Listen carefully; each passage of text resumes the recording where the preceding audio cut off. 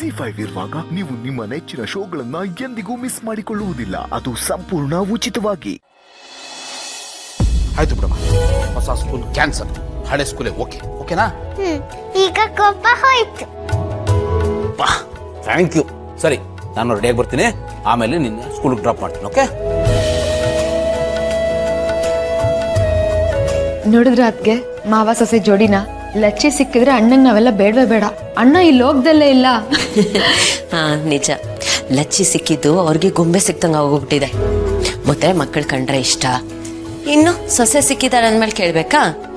ಇವ್ರ ಜೊತೆ ಸೇರ್ಕೊಂಡು ಅವರು ಮಗು ಆಗ್ಬಿಟ್ಟಿದ್ದಾರೆ. Cutie pi.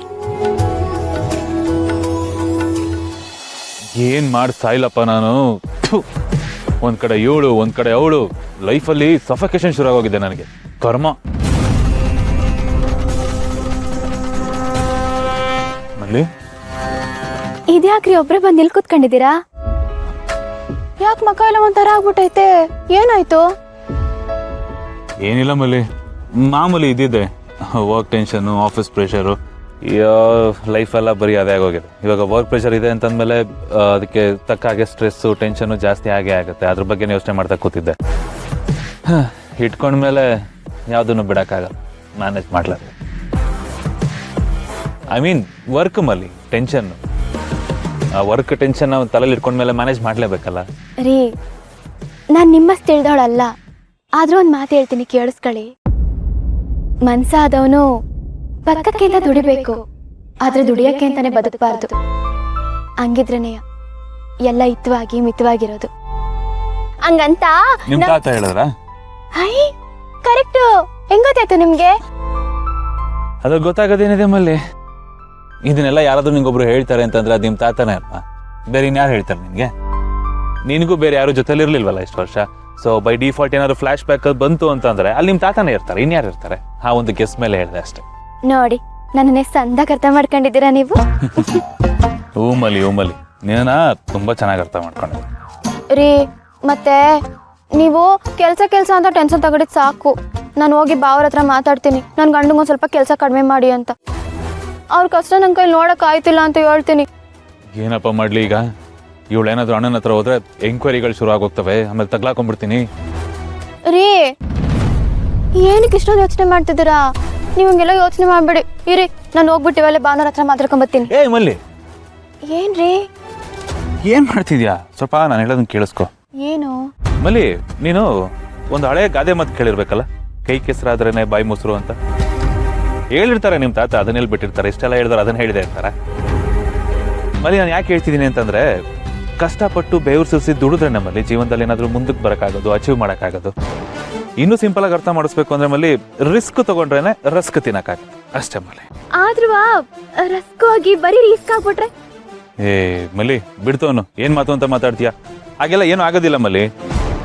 ನೀನು ಭಾವನ ಹತ್ರ ಮಾತಾಡ್ತೀನಿ ಅದು ಇದು ಅಂತೆಲ್ಲ ಟೆನ್ಷನ್ ತಗೋಬೇಡ ಜಾಸ್ತಿ. ನನ್ನ ಪಡೆ ನನ್ನ ಕೆಲಸ ಮಾಡಕ್ ಬಿಡು. ಆದಷ್ಟು ಬೇಗ ನಾನು ಎಂತ ಒಳ್ಳೆ ಕೆಲ್ಸಗಾರ ಅಂತ ಪ್ರೂವ್ ಮಾಡಿ ತೋರಿಸ್ತೇನೆ ನಿನಗೆ. ಅವಾಗ ನೀನೇ ಖುಷಿ ಪಡ್ತೀಯ, ಅವಾಗ ಅಣ್ಣನು ಖುಷಿ ಪಡ್ತಾನೆ. ಏನು ಮಾಡೋಕ್ಕಾಗಲ್ಲ ಮಲ್ಲಿ, ಸಿಗಾಕೊಂಡ್ಬಿಟ್ಟಿದ್ದೀನಿ ಈಗ. ಎದ್ದು ಬಿದ್ದು ಡಬಲ್ ಡ್ಯೂಟಿಗಳು ಮಾಡಲೇಬೇಕಾಗತ್ತೆ. ನೀನು ಸ್ವಲ್ಪ ನನ್ನ ಕಷ್ಟ ಅರ್ಥ ಮಾಡ್ಕೊಂಡು ಒಂಚೂರು ಕೋಆಪರೇಟ್ ಮಾಡು ಅಷ್ಟೇ. ಸರಿ, ಏನೋ ಒಂದು ಮಾಡಿ, ಆದ್ರೆ ಜಾಸ್ತಿ ಟೆನ್ಷನ್ ಎಲ್ಲ ತಗೊಳಕ್ ಹೋಗ್ಬೇಡಿ, ಅಷ್ಟೇ ಹೇಳೋದು. ಹಾ, ಟ್ರೈ ಮಾಡ್ತೀನಿ ಮಲ್ಲಿ.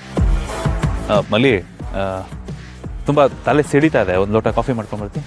ನೋಡಿ, ಜಾಸ್ತಿ ಟೆನ್ಷನ್ ಮಾಡ್ಕೊಂಡು ನಿಮಗೆ ತಲೆನೋವು ಬಂದ್ಬಿಟ್ಟೈತೆ. ಇರಿ, ಮಾಡ್ಕೊಬತ್ತೀನಿ.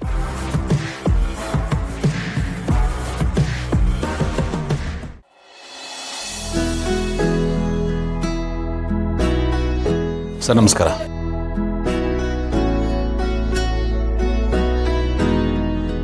ನಮಸ್ತೆ. ನೀವು? ನಾನು ಗೌತಮ್ ದಿವಾನ್ ಅಂತ. ಯಾವುದೋ ನ್ಯೂಸ್ ಪೇಪರ್ನಲ್ಲಿ ನೋಡಿದ್ದೆ. ಬಿಸ್ನೆಸ್ ಮ್ಯಾನ್ ಅಲ್ವಾ? ಹೌದು ಸರ್. ಕೂತ್ಕೊಳ್ಳಿ ಸರ್. ಹೇಳಿ, ನನ್ನಿಂದ ಏನಾಗಬೇಕಾಗಿತ್ತು? ಸರ್, ಅದು ನನ್ನ ತಂಗಿ ಮಗಳು ಲಚ್ಚಿ ಇದೇ ಸ್ಕೂಲ್ನಲ್ಲಿ ಓದ್ತಾ ಇದ್ದಾಳೆ. ಲಚ್ಚಿ ನಿಮ್ಮ ತಂಗಿ ಮಗಳ? ಹೌದು ಸರ್. ಮತ್ತೆ ಅವ್ರು ಯಾಕೆ ಸ್ಲಮ್ಮಲ್ಲಿದ್ದಾರೆ? ಅದೊಂದು ದೊಡ್ಡ ಕತೆ ಸರ್.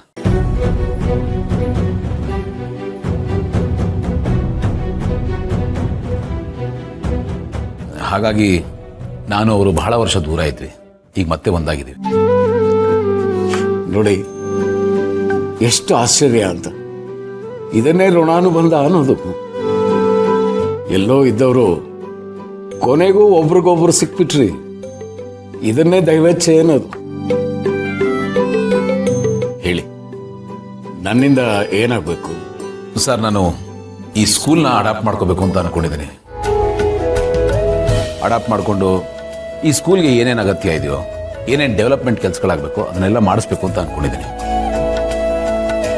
ಇದು ಒಂದು ಹೈಟೆಕ್ ಸ್ಕೂಲ್ ಆಗಬೇಕು ಸರ್. ಇನ್ಫ್ರಾಸ್ಟ್ರಕ್ಚರ್ ಅಪ್ಡೇಟ್ ಆಗಬೇಕು. ಇದು ನನ್ನ ಆಲೋಚನೆ. ನಿಮಗೆ ಗೊತ್ತಿರೋ ಹಾಗೆ ಪ್ರತಿಯೊಂದು ಕಂಪನಿನಲ್ಲೂ ಪ್ರಾಫಿಟ್ನಲ್ಲಿ ಒಂದಷ್ಟು ಪರ್ಸೆಂಟೇಜ್ನ ಈ ಥರದ ಸೋಷಿಯಲ್ ಸರ್ವಿಸ್ ಕೆಲಸಗಳಿಗೆ ಅಂತ ಮೀಸಲಿಟ್ಟಿರ್ತಾರೆ.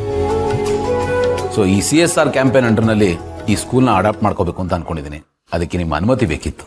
ನೀವು ಹೇಳಿದ ಕೇಳಿ ನನಗೆ ತುಂಬ ಸಂತೋಷ ಆಯಿತು.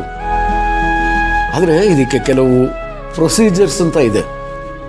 ಸಂಬಂಧಪಟ್ಟ ಡಿಪಾರ್ಟ್ಮೆಂಟ್ಗಳಿಂದ ಅನುಮತಿ ಪಡ್ಕೋಬೇಕಾಗತ್ತೆ.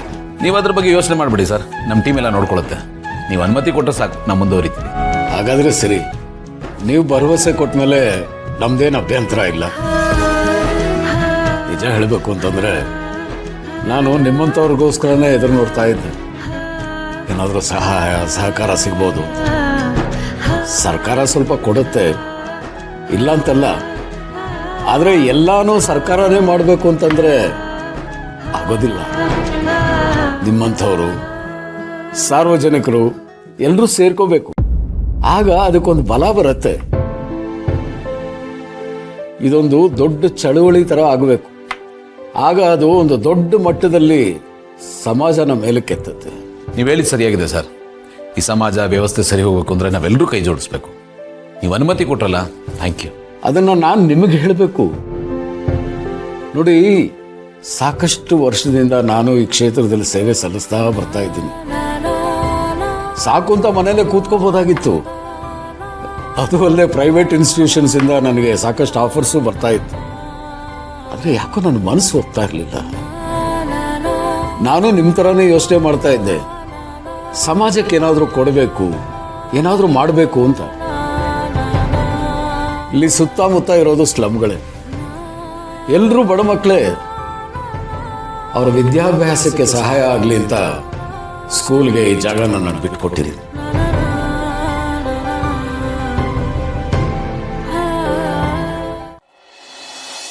ಅಣ್ಣ, ಭೂಮಿಕಾಗೆ ಡೌಟ್ ಬಂದಿರಲ್ಲ ಅಲ್ವಾ?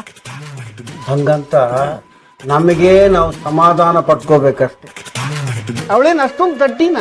ಅವಳಿಗೇನು ಗೊತ್ತಾಗಲ್ವಾ ಇಲ್ಲೇನೋ ನಡೀತಾ ಇದೆ ಅಂತ? ಖಂಡಿತ ಸ್ಮೆಲ್ ಬಂದಿರುತ್ತೆ ಸಿಸ್ಟರ್. ಹಾಗಂತೀಯ ಅಣ್ಣ? ಹೌದು ಸಿಸ್ಟರ್. ಇಷ್ಟು ದಿನ ಭಾಗ್ಯ ನಿನ್ ಕಡೆ ಭಯ ಪಡ್ತಾ ಇದ್ಲು, ಈಗ ಡೈರೆಕ್ಟ್ ಆಗಿ ನಿನ್ ಕಡೆ ಕೈ ಮಾಡಿ ತೋರಿಸ್ತಾ ಇದ್ದಾಳೆ. ಇದು ಒಂಥರ ನೇರವಾಗಿ ಆರೋಪ ಮಾಡ್ದಂತ ಸಿಸ್ಟರ್. Z5 ಆಪ್ ಡೌನ್ಲೋಡ್ ಮಾಡಿ ಎಲ್ಲಾ ಸಂಚಿಕೆಗಳನ್ನು ಸಂಪೂರ್ಣ ಉಚಿತವಾಗಿ ನೋಡಿ.